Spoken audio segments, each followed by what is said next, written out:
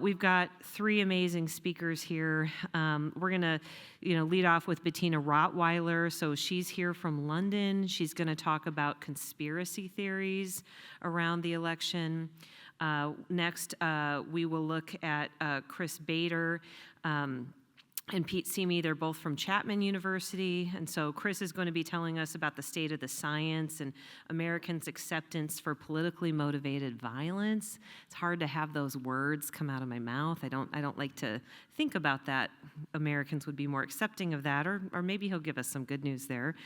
And then Pete Simi is gonna he's going to share some highlights of the work he's doing to run down these threats. And so with this one, I want to get right to them so we can have time for your questions and then a few closing housekeeping items at the end. So stick around, and if you get a chance, please fill out your survey before you go today. With that, Bettina, why don't you lead us off? If we could start with Bettina's slides and be sure we have those ready. Okay, thank you. Thank you. Hi, everyone. I'm speaking today about the Conspiracy Theories and Violent Extremism project, which is led by Paul Gill and myself. So the main purpose and research aims of our project are to assess the prevalence rates of conspiracy theories within the US and also to examine their relevance to violent extremism. To achieve this, we are going to measure how conspiracy beliefs and violent intentions evolve over the 2024 presidential election. And we are also interested to see how or whether it could be a motivating factor for election-related violence. And another aim is to identify the risk and potential protective factors which might lead to that. And to do so, we are conducting 6-wave longitudinal surveys where we measure, where we ask the same participants 6 times, the same set of core questions. And that really allows us to gain insights into the developmental trajectories. It offers us kind of great advantages over cross-sectional surveys, which can only really provide a snapshot. And it really allows us to see whether there are any changes in conspiracy beliefs and violent intentions. And importantly, we can also see, hopefully, what drives those changes. That information on the changes which potentially drive or mitigate the risk might be very important for risk assessment, but also for prevention and intervention programs. So generally, when we think about the relationship between violent extremism and conspiracy beliefs, we know it's very complex, and we actually know very little when, how, and for whom conspiracy beliefs can actually be relevant to violent extremist risk. So over the next 10 minutes or so, I'm going to provide you 6 key aspects which you should consider when thinking about the relationship between conspiracy beliefs and violent extremism. So first, to get an overview and to really understand the extent of the problem, it's useful to establish how many people in the US believe in different conspiracy theories. While we have good evidence, or some evidence, that certain conspiracy theories are widely normalized and have been mainstreamed, we still lack systematic data on a range of other conspiracy theories and kind of on the national level.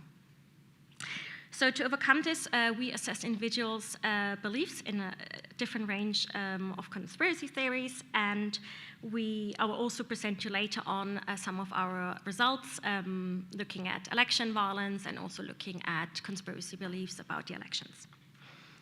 And over the next few slides, you're going to see a few example items, and you also see kind of the agreement levels, so how many people in our survey agreed with the statements.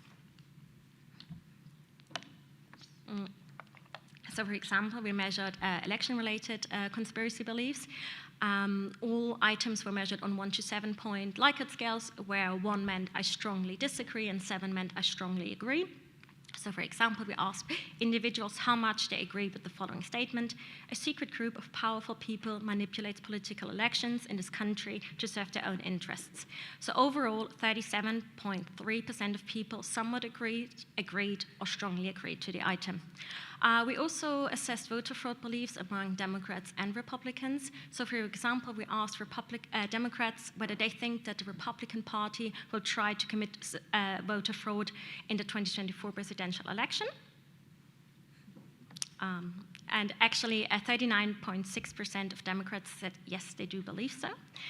We also asked the same question amongst Republicans. Sorry, my screen is just always turning black, and then it comes back on, so that's why it's black again? Okay, it's back. Republicans said, 46.2% of Republicans said that they think that the Democratic Party will try to commit systemic voter fraud. We also asked participants about a range of different intergroup conspiracy theories. So for example, we asked about their belief in the Great Replacement theory. Here, one example item was, there's a deliberate plot to replace white people with immigrants, Muslims, and other people of color in their home countries. Overall, 13.8% of people somewhat agreed, or strongly agreed with the item. We also measured 10 different anti-Semitic conspiracy beliefs items. One example is the Holocaust is a hoax that was largely made up to serve Jewish interests and to secure the state of Israel, and 4.1% of people agreed with it.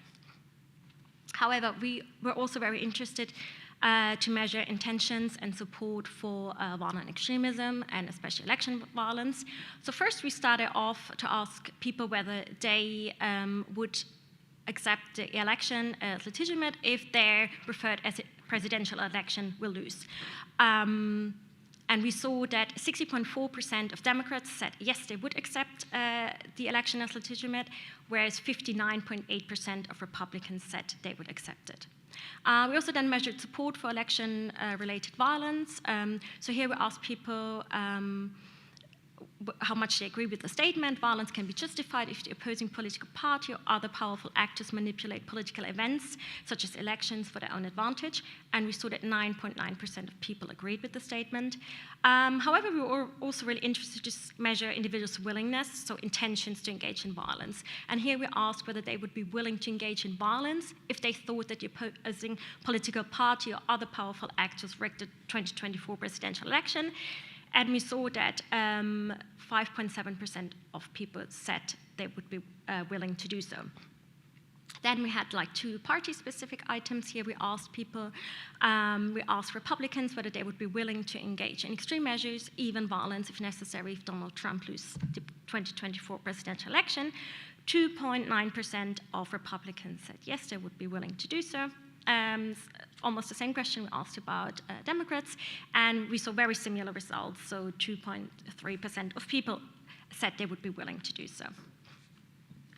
So when we think about conspiracy theories, we really have to think about the context and content. So not all conspiracy theories are equal. And it is very important to see that certain conspiracy theories might have a different impact, and having those beliefs will certainly make a difference. So first, when we think about the content of conspiracy theories, we really have to ask, who's the enemy? Is there clearly defined in and out group?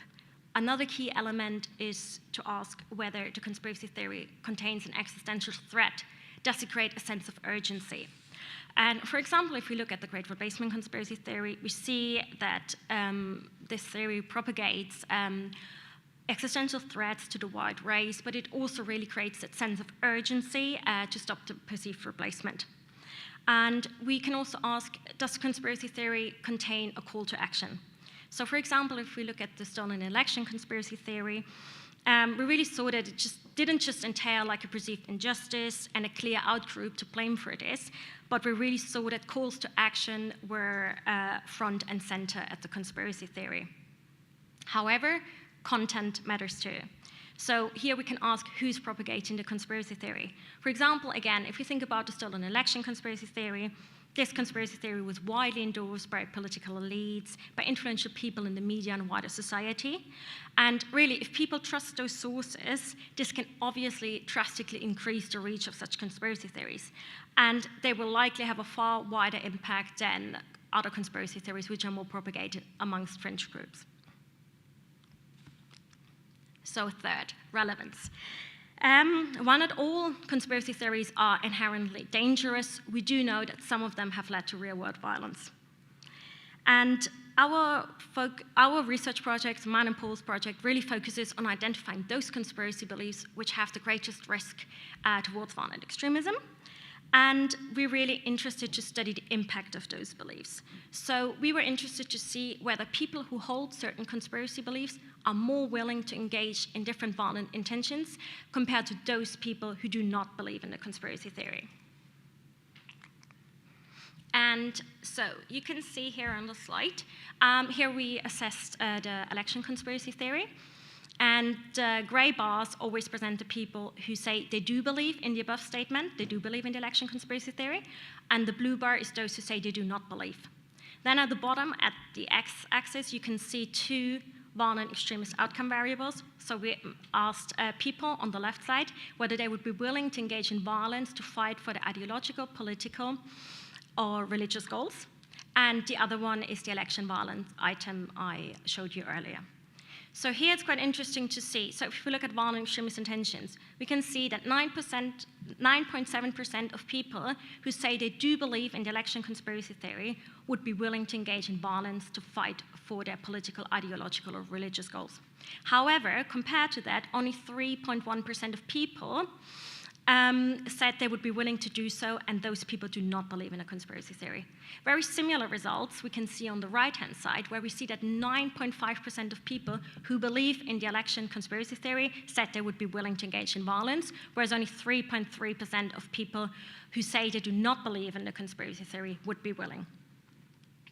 However, we were really interested also to see whether other harmful intergroup conspiracy theories have a similar effect.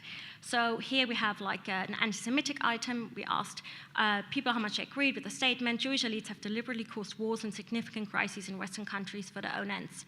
So we saw that 18.8% of people who agreed with the statement said they would be also willing to engage in violence. However, only 3.9% of people who do not believe in the statement or in the conspiracy theory said they would be willing to engage in violence.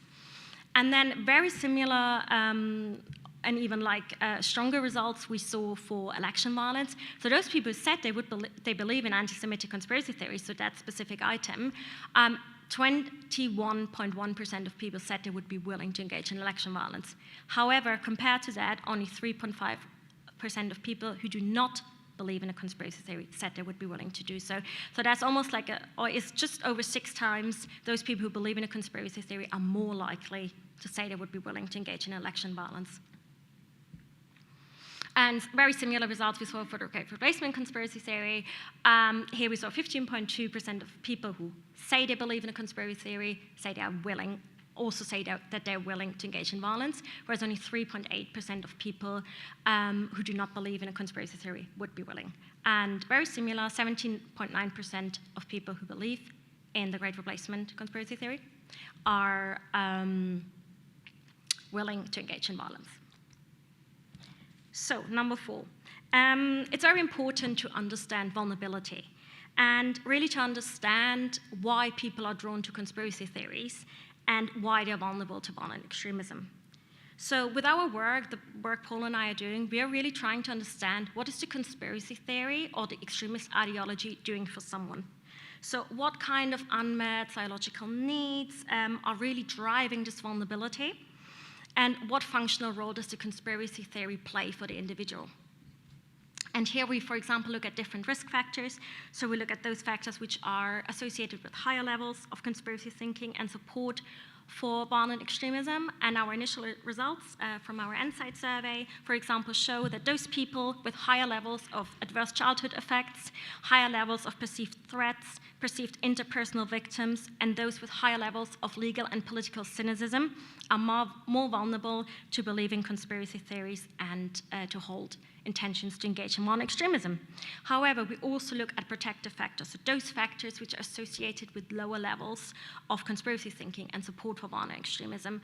And initial findings suggest that those people who feel more in control, who have more social support, and those who say that their psychological needs are met are less vulnerable. So those factors might act as protective factors against conspiracy thinking, violent extremism. So number 5, we're almost there. It's also very key and that is one of the main focuses of our work, is to identify when and for whom conspiracy theories matter and can be particularly dangerous, and when this actually becomes relevant to extremist risk.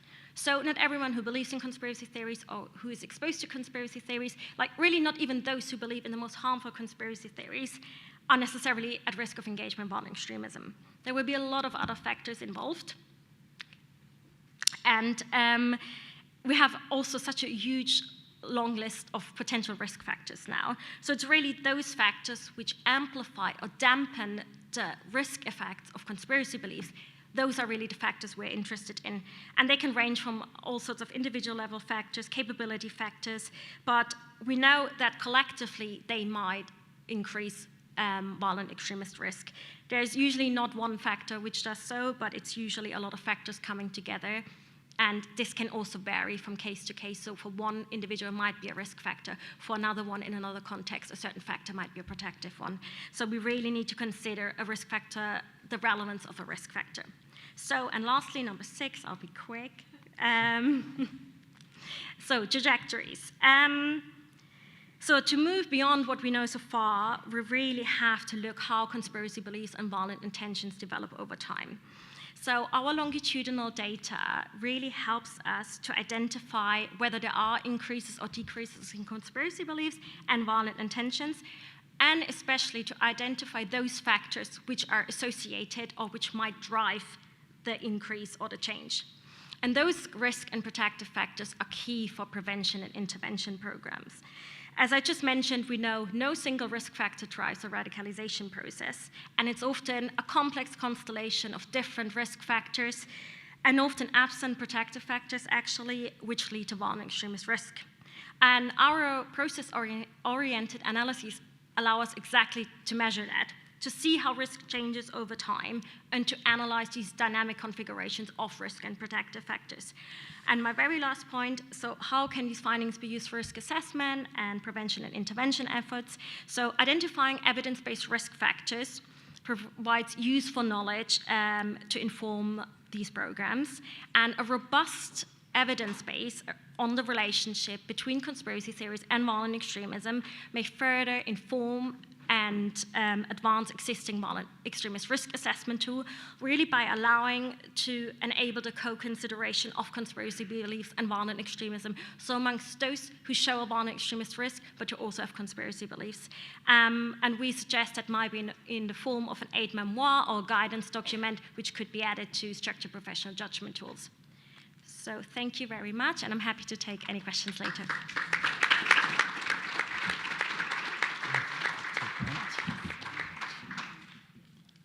Just getting started here. All right. Okay, I'm going to just offer a few very brief comments here and then quickly hand over to Chris. Well, first let me just start by saying thanks to the Department of Homeland Security and NCITE for the support for this research. We appreciate the opportunity to be here today and offer our comments. January 6th, the attack on the U.S. Capitol was a wake-up call in many respects, to a lot of folks at least. Surprise in many respects, and certainly generated a lot of discussion throughout the society and across the globe. And one of the things, I'm sure we've all seen headlines on 30% of Americans support political violence, translations into millions of people.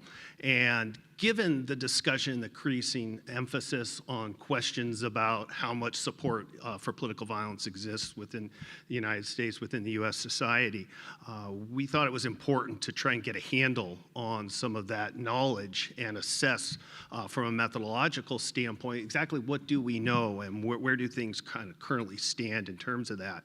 And as part of larger project looking at different kinds of threats to democracy, NCITE is one of the things it does very well is support bringing together folks from different backgrounds. And so that's where Chris Bader, one of my colleagues at Chapman University, is a survey methodologist and expert in many of these questions related to survey construction and design and so forth, and has throughout his career studied the measurement of religious beliefs and practices, so not necessarily related to terrorism per se, but more broadly. And I thought that would be a wonderful kind of addition to the team, and so I'm here's Chris, and turn it over to you for, Thanks, for Pete. the Well, y'all are rest. scaring the crap out of me today. I'm just living in my happy world of trying to measure religion and hearing about everything I got to stay awake at night about, worrying about. But yeah, when Pete showed me some of these numbers about 30% of Americans supporting political violence, and then these debates that are going around in various literature about, no, you're wrong, it's this percent, that percent. As someone who studies surveys, my alarm bells immediately went off because we had people comparing apples and oranges and comparing questions that shouldn't be compared to each other. What we just saw, that's really good survey research. What's yeah, that was very, really want to talk to you about that. That's cool stuff. Because that's looking at factors that are predictive within the data, finding out which factors are comparative to that. You should not be taking surveys, particularly with all the problems we have with surveys these days, and saying, guess what, it's 2.5 million people. That is sort of newsworthy stuff. It's not really what we should be doing. We should be looking at what are the factors we can find over long-term studies that are associated with these beliefs and practices. So we looked at the existing literature, we looked at existing surveys, and came up with some recommendations for what we should do there. First thing we found were widely divergent goals, meaning that there's a lot of research out there that's just looking at trying to understand, well, what is the general level of support out there in the country for the idea of political violence, or being willing to accept that other people are doing it, versus what is your personal willingness to engage in this sort of violence. Unfortunately, I was seeing in a lot of the literature that people were just comparing these two things directly when they should not be compared whatsoever. That was problematic. There are also vastly different levels of abstraction being used in these questions, and that is problematic in the sense that some questions were asking, a good patriot may have to engage in violence under certain circumstances, that sort of question. Firing up the idea of, are you a patriot? Do you feel like something's going wrong in the country? Then there were questions similar to one that you had in your survey, where it's asking about a more specific circumstance or violence against a specific person. Willingness to accept violence if it's being done against an election worker, willingness to accept violence if it's being done to restore Donald Trump to the presidency, something like that. All the way down to, are you personally willing to engage in violence? And that really makes a big difference.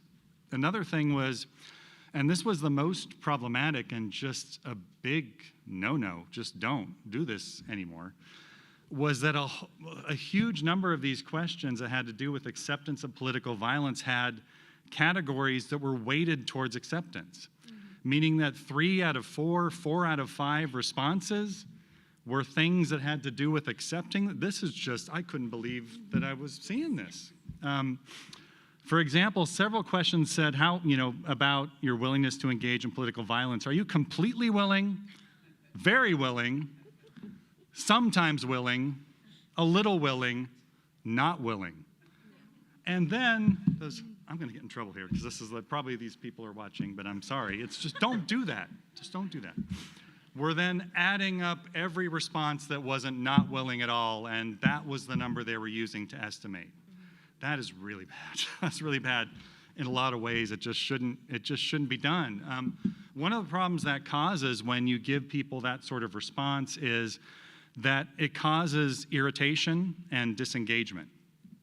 So that when people don't see a response that matches how they feel, what they oftentimes will do is then just say, screw these people and tick it. You've all done it when you've got them on your phones, right? And so but a big problem when you give people these weighted responses is that you actually do tend to lead to, and you can see it in the survey data, some randomization in people's responses. There's ways to check for that. One of the ways is, it's a trick that people use in surveys all the time. You ask the same question with the reverse response categories later and see if you get literally the answer to the left. It happens more often than you would think. But the other issue is that there is some great social psychological research out there that shows that when you actually give somebody answers that are so weighted in a certain direction, they tend to start thinking of circumstances they might not have thought of otherwise and say, well, maybe I'm sometimes willing, really, when I really think about it. Now, the question is, and this is a big question that any field has to address, is that the answer you want, where you force their hand, or do you want the reflexive answer? But you do have to realize you're getting something different, and I don't know if that's being recognized now, the impact that you've obviously seen this quite a bit as well. Another thing is that if the goal of this research is to try to determine the percentage of people in this country directly willing to engage in violence, trying to come up with that magic number. I don't think you should be doing this personally, but if that is the goal, then the questions need to ask direct intent questions, which most of them are not. And some of that is as simple as language, that in the social psychological lit, you need to ask people if they intend to do something. That intent is big. Also asking if people will do something. So those two differences in wording, which you don't see in a lot of questions, but you do see them in some, do tend to make a difference in terms of, now granted here though, this social psychological research that shows intent generally shows intent related to pro-social behaviors. So big question whether that same sort of language is going to work here. There's a big fear within the pro-social literature that if they ask about bad things, they'll actually encourage people to do the bad things. So maybe think about that. But definitely you are, somebody asked if there was going to be good news today. I would say that based on these questions, based on how they're asked, that you start to get down to numbers when you get to very specific circumstances for very specific types of people of less than 1% being willing to engage in violence. That is closer to the real number than some of these very high estimates that are out there. And that number probably itself is inflated for a lot of reasons we could talk about after if we wanted to. But moving forward, I think that a lot of these are things that survey researchers talk about. If the goal is to continue to do improved research on this area, there has to be clarity of goal, that there is a very big difference between trying to find out, there's a whole literature on there, certainly is in religion, trying to find out people who hold certain worldviews, because it's important to you to understand worldviews and how they're connected to other worldviews. That is a very different practice than trying to figure out intent to do something. Those are different things. There's different ways to get at those, good ways to get at each, bad ways to get at each. Right now, the field is doing both of those things, and that is fine. A field doesn't need to settle on one goal. Certainly most fields don't want to do that for various reasons. The problem is then these different goals are being compared together, and that's very problematic. Consistent wording is extremely important. Very excited you're doing this 6-panel study. Americans are twice as likely to support aid to the poor than they are welfare. That they are, back in 2010, they were found to be, a CBS News poll found that 59% of Americans favored gay men and lesbians serving in the Army, but only 34% favored homosexuals serving in the Army. So when you're dealing with a hot button issue, when you're dealing with an issue with high emotion, very small changes in wording make very big differences. And I don't know this field well enough to know what those differences are. Just the differences are so pronounced between these questions. There's all sorts of stuff going on there that you don't know yet. The balanced response category should be number one because that's got to be way up there. It would require, you're using Likert scales, that's great. 7 points. Yep, 7-point Likert scales, that's fantastic. That prevents disengagement.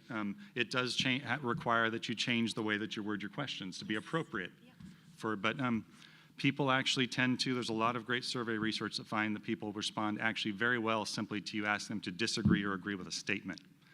And it makes you able to just ask a statement. Lizard people live under Los Angeles. I've asked that question. And you just, one more piece of good news. More people believe in Bigfoot than want to engage in political violence in the United States. I don't know if that's good news or bad. It's a little bit of good news. Finally, surveys should include disengagement tests. Most research shows that you've got about 15 minutes After that point, that's when you start to get the people just ticking. I'm surprised it's 15. You've got like 3 screens on my phone, and then I'm just annoyed. But you've got 15 minutes, and so it's really important to figure out what the key issues are on the survey and either ask about them in very similar ways or literally ask the same question with flipped response categories. And then flag those people as potentially disengaged respondents and include that as a result in your analyses. And repeated surveys is going to be extraordinarily important for this field going forward. Because that's exactly, I'm so gratified that you're doing that. It's exactly what's needed, because that's the only way that over time you can start to suss out the importance of these wording effects. And there are a lot of problems with individual surveys, a lot of problems with response rates, a lot of problems with different modes and samples that are just being ignored when people are comparing these questions across, asking as if you can compare these studies. What helps protect against that are repeated findings over repeated surveys. And I'll leave it at that.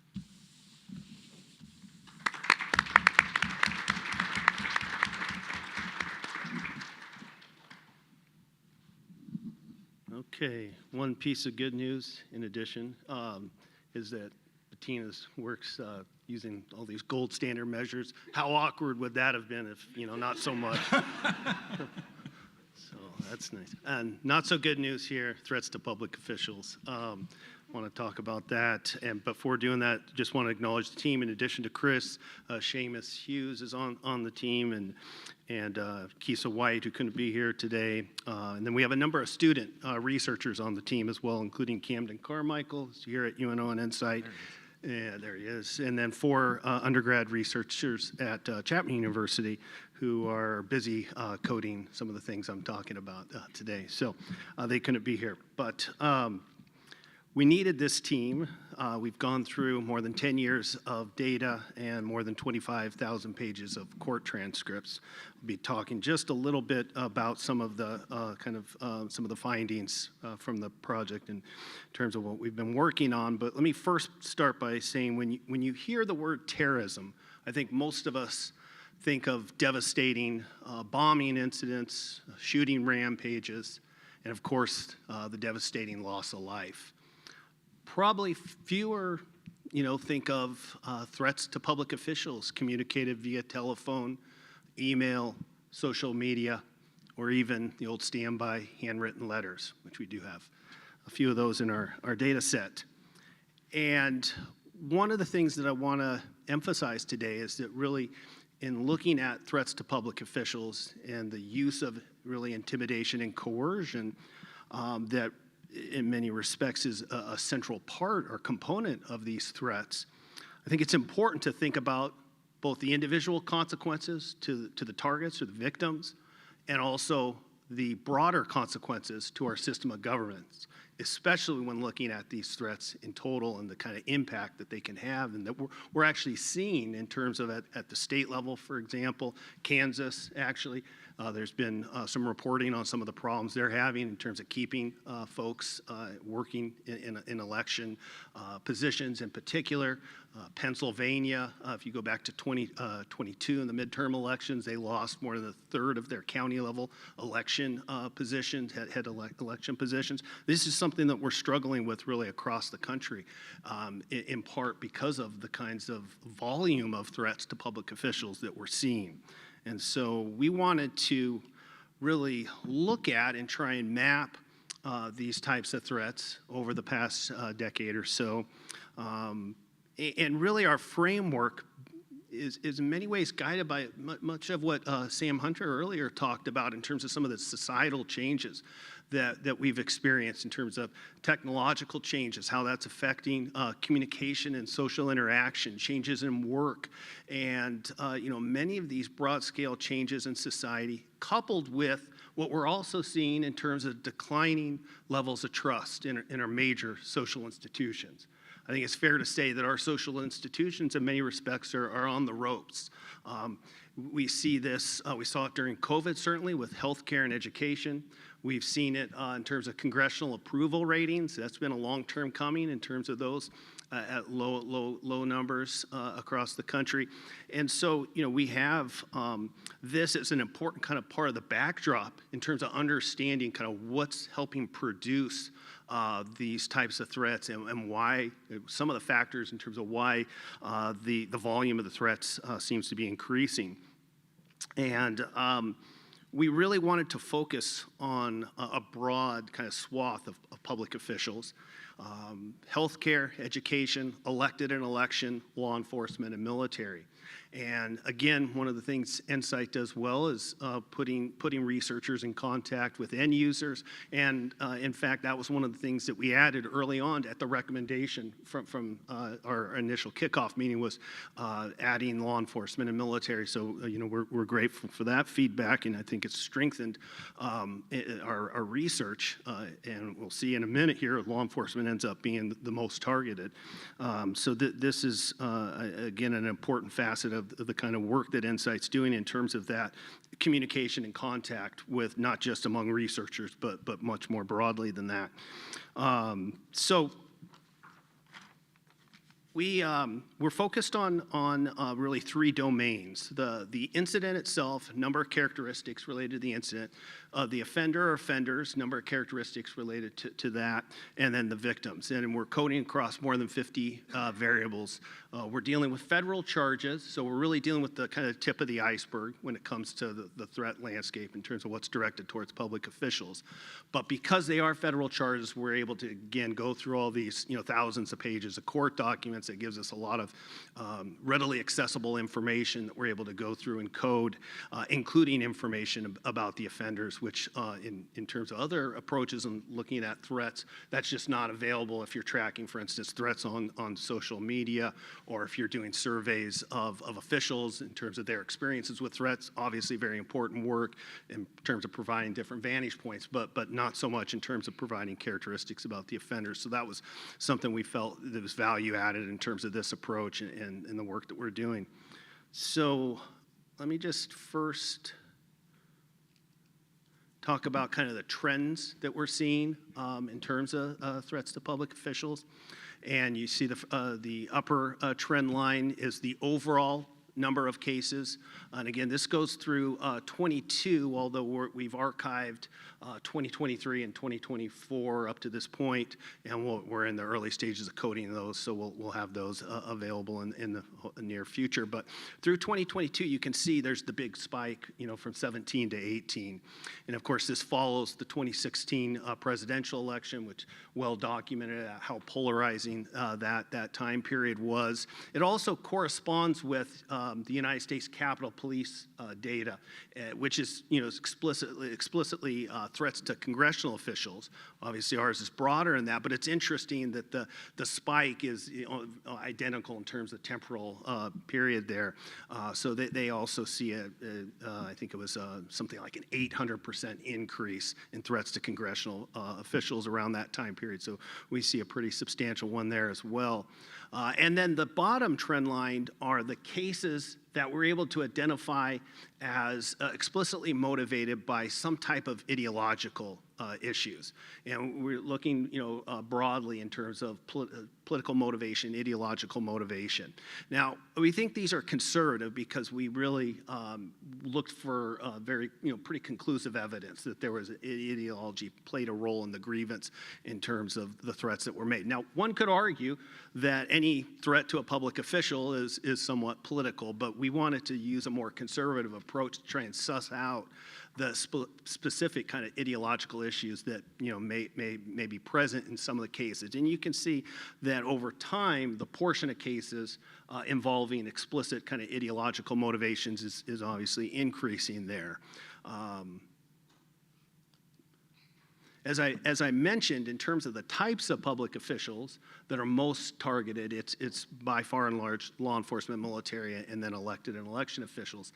I should mention that within law enforcement, we've included district attorneys and judges. Judges are a little tricky because sometimes they're appointed, sometimes they're elected. So we thought for consistency purposes, we would include them in the law enforcement category explicitly. We have done some work where we've just pulled out the judges, which we're able to do with our data sets can disaggregate according to more specific items, and that's one thing that we were asked to do. We worked with Bloomberg News on a project that they were looking at threats specific to judges, and so we were able to pull those out and give them some of the frequency data on the judge threat cases specifically. You can see education and healthcare are also represented, although much less so than the other two.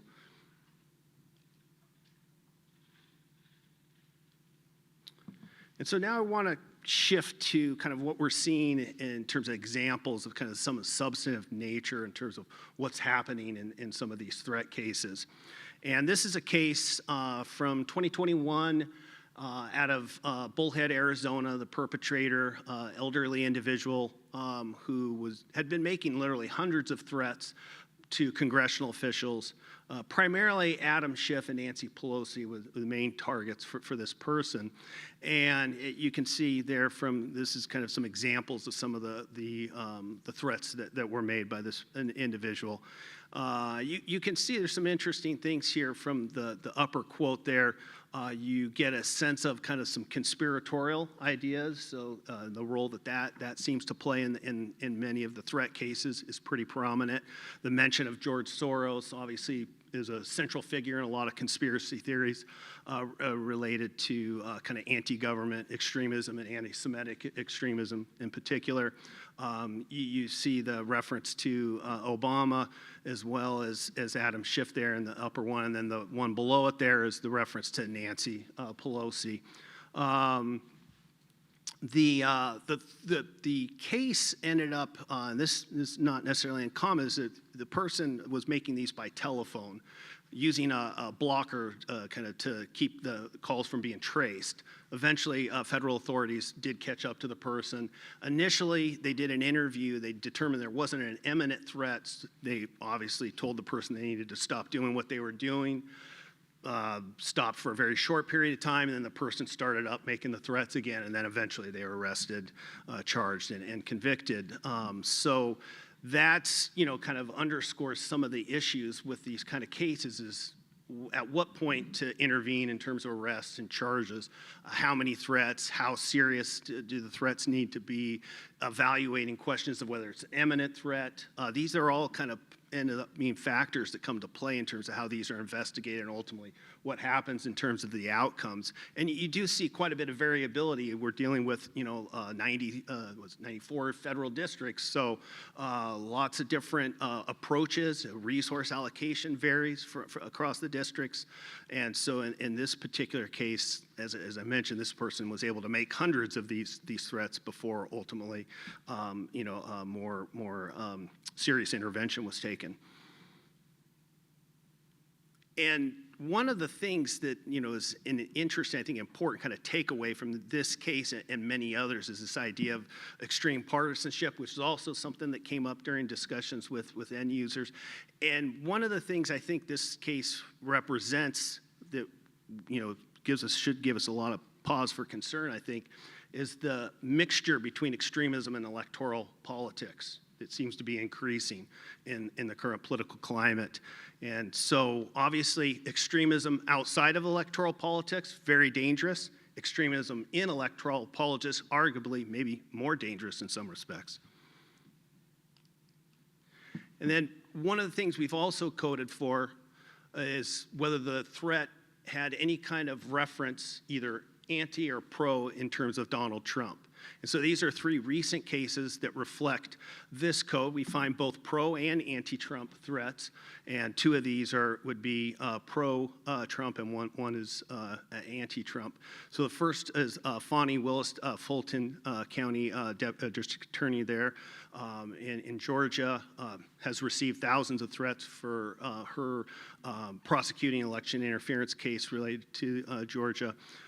She's had to have 24-hour security, been forced to leave her residence. She's actually spoken publicly about some of this fairly recently. Had two federal cases charged and prosecuted related to the threats she's received, so that are in our database. Judge Shucken in D.C., federal judge, who's also been receiving substantial threats, many of which were racially motivated threats related to the case, the Trump case that she's overseen. And then Judge Cannon, federal judge in Florida, who has been targeted in part by folks who are anti-Trump, based on their perspective that she's provided favorable rulings to him, and so she's had her life threatened in part for some of the rulings she's made. So you see, again, that kind of full gambit across the board there. And so just kind of to conclude, obviously these are threats that aren't involving any kind of concrete behavior in terms of the threat being executed. And we don't really have any way of knowing what the likelihood of any of these threats in terms of whether they would have been executed or not. And even though that's the case, there are still concrete consequences that are produced by these threats, both again at an individual level, but also at a larger scale level. We see ideology playing a greater role in the portion of threats over time, and that we see Trump playing a role, especially these current Trump cases that are working their way through the legal system, generating quite a bit of antagonism and mobilization, and we see that as the potential for additional radicalization. And then obviously with the November election coming up here, we expect this to increase, and especially in the time period after the election results, we think is probably the most probably dangerous in terms of threats and potential actual violent activity. So.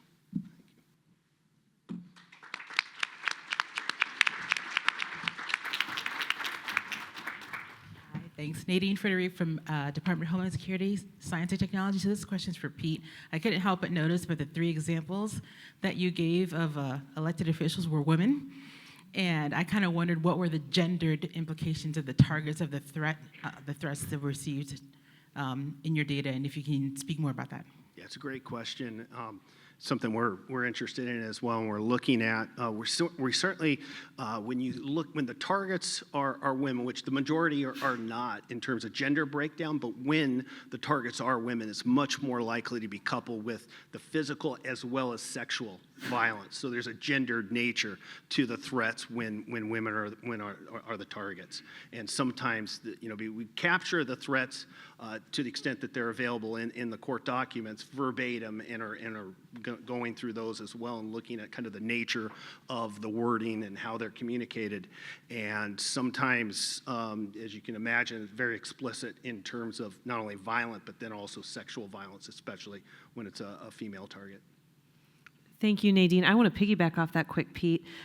She asked about gendered, but what about racial aspect for these threats? Yeah, that's another great question. Yes, there's when it's ideologically motivated, the anti-government extremism is the most frequent, common, but also racially motivated, kind of close second. And then in many cases, it's a combination of anti-government and racial motivation. You saw that in the case that I presented from Bullhead. There's some anti-Obama sentiment that also involves racial slurs and so forth in some of that person's threats. So a lot of times you will see a combination. We have another question. Yep. Hi, Abby Smith, the DHS Office of Intelligence and Analysis. My question is on the conspiracy theory survey. When you asked people if they were willing to commit violence related to a conspiracy theory, did the survey take any time to define what violence was? Because I know, as we talked about with Seamus's panel, individuals were generally pretty surprised that they were arrested on charges related to January 6th. So I kind of wondered if you think that had any effect on your survey results. Like, did these people maybe not necessarily intend to commit violence or even know that what they're doing is inherently violent?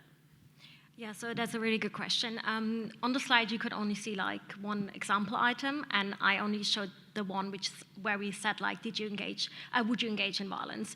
However, we measured like a range of other items as well. So for example, we also measured like intentions to engage in anti-government violence. So here we, for example, asked whether they would break into government buildings, whether they would harass or threaten officials. So here we were really specific with 10 different items, and we asked them about different behaviors. And one of the items, so especially the election item, the violence item was more general, where we said like violence or extreme measures, even violence ones. But the one for our generic violent extremist intention scale, as well as for our anti-government extremist intention scale, we had like specific concrete behaviors. And the same, we also asked about self-reported violent extremist behavior. And here we also had like clear things. Did you do this? Was it in the last 12 months? So here we were more specific. It's a good point. Like, if people are not sure or don't even know they've engaged in something violent, I think it's always challenging in a survey. The more information you give them and try to explain things, often it makes it more complicated.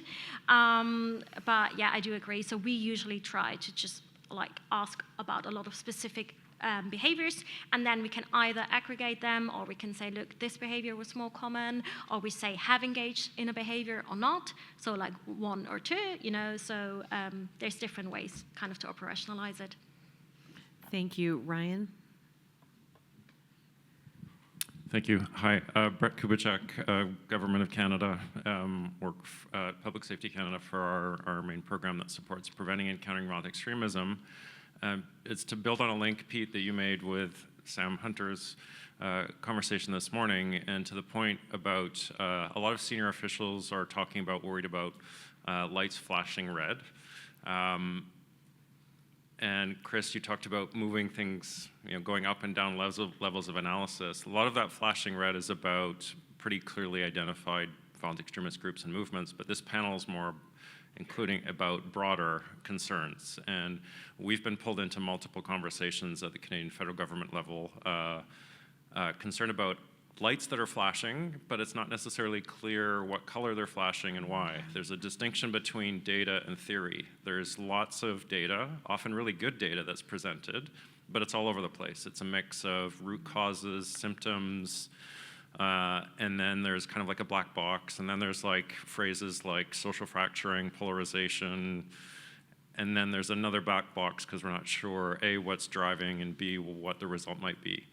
So I was wondering if you could reflect a bit more on that distinction between the data and theory, because the theory helps us get to why do we care about specific data, and there's finding not enough attention there, and I wonder if you could speak a bit more about that. I'm not sure this fully addresses your question, but let me just say this. One of the things that worries me about the potential inflation of these figures is creating a self-fulfilling prophecy of sorts. In other words, we put these figures out there, and people kind of, Washington Post publishes it, New York Times publishes it. These are fairly influential sources, and there's credibility. And I'm worried that to some extent, people, they believe it, and they feel like, well, others are willing to support use violence. How does that, where maybe even just from a defensive posture, you're potentially increasing the likelihood to people start to see violence as some inevitability in some ways, that this is kind of where we're at. This is the kind of the state of affairs. And there's some interesting experimental data that shows how this actually can have that kind of impact. So that's one of the things I think is concerning. Now, let's say it's 5% though, and instead of 30%. Obviously, that's still concerning, and that's you talk about the threat. Threat and numbers of people aren't always the same thing. We've talked about Oklahoma City today. We talked about Oklahoma City yesterday in Gina's opening remarks. That was arguably one person, depending on which version of the events, but certainly one person that drove the truck in that day. Number of people and threat, not always necessarily the same thing. So that'd be, give others a chance to. I would just say that I agree with you in that I think in terms of trying to get from data to theory, I don't honestly see what we're learning, to be honest, when we quibble about 1 or 1.2 or 5%. I think we learn a lot more especially in terms of a response. We learn a lot more from a response when we start to figure out what factors are related to those particular attitudes or intentional behaviors. And that's where I think we should be spending our time, for sure. Yeah, I agree. I think it's really like the factors which are associated and might drive some of these developments, because if we want to change some of the intentions, some of the conspiracy beliefs, we actually need to know and need to kind of work on those things which drive it. And this is why in our work, the work Paul and I are doing, we're really looking how and for whom and when is important, and is really looking at the vulnerability and for whom is the risk factor important in what circumstances. So I think it's very important that we look at kind of the risk and protective factors, but we have to have a much more nuanced approach because we have such a long list of risk factors, potential risk factors, and often they don't have any relevance. So I think it's really the relevance of those factors, and we need to see whom and for when and why and how it is important. And this is a very complex task, and we have now better techniques and like statistical models, we can do it, but obviously it's such a complex process, and there's only so much we can do with the data, but I hope we're getting a step closer.